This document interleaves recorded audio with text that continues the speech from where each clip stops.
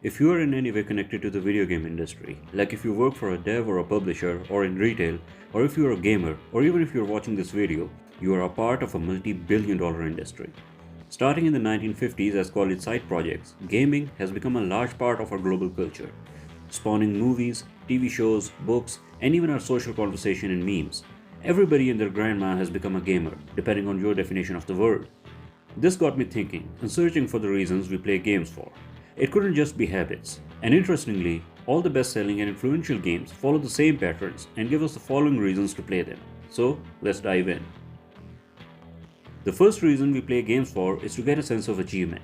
It doesn't matter if you're going bankrupt in real life, but if you have grinded to millions of virtual GTA dollars, you own multiple houses, businesses, luxury cars, military grade toys, and a label as the kingpin of Los Santos, everything is just balanced the way it should be.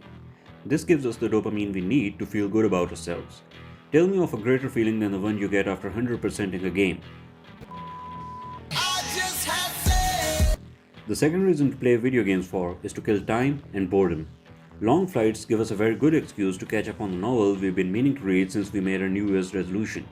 But reading a book means your brain needs to work hard in imagining and creating the world the words are trying to describe. But now that the book has been adopted into a movie, you can just sit back and enjoy the experience.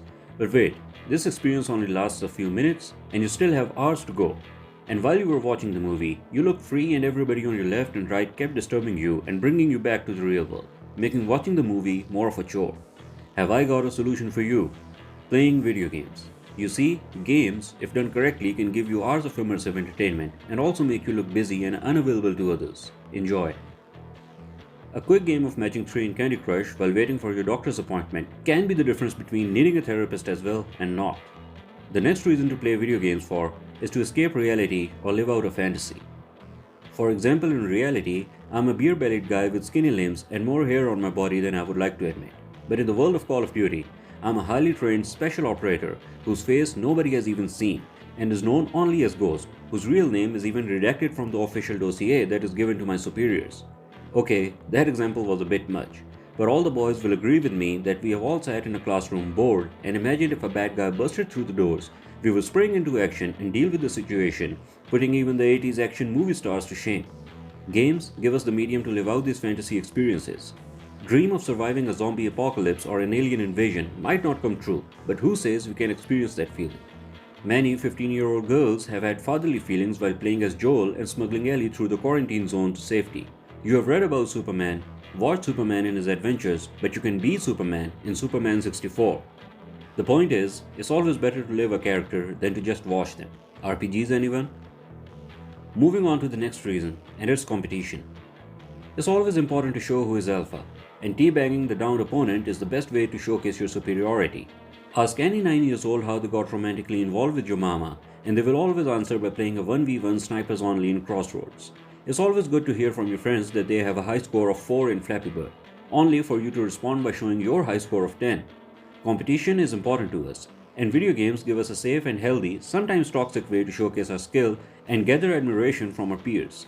Games like Tekken, Call of Duty, Dota, and Fortnite tapped into this urge of ours and became the titans of the industry. Frustration and relaxation is another reason to play games. Sometimes, when you've had a bad day at work and your boss has made sure that you know it wasn't your day, a first-person shooter or shoot 'em up is the best way to release your anger by imagining all the in-game enemies are your boss. Nobody has to know. Conversely, playing The Sims gives you so much zen and you let go of all your worries. It's like an alternate to yoga. Our craving for adrenaline might also play a huge part in convincing us to play games. This is a Lamborghini Rebenton, one of the best-looking cars Lamborghini has ever made. With a 6.5-liter V12 engine, this car can hit 0 to 60 in just 3.4 seconds, all the way to the top speed of 211 miles per hour.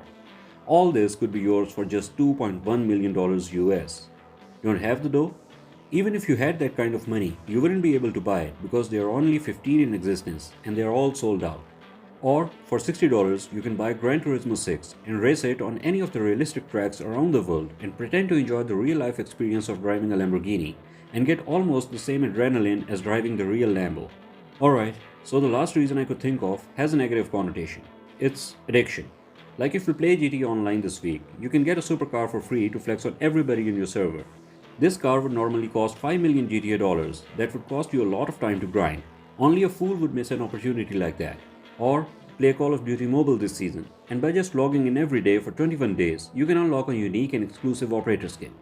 This kind of tactics tap into your fear of missing out, FOMO, and is widely used by free-to-play and mobile games. They count on you developing an addiction to their game so they can milk every last penny from your pocket. So these are the reasons for which we play video games. All the best-selling games, good or bad, have two or more of these qualities in them.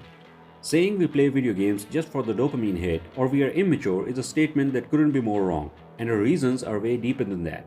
Of course, at the basic level, games are a form of entertainment just like TV shows, movies, and novels, but they go far beyond that.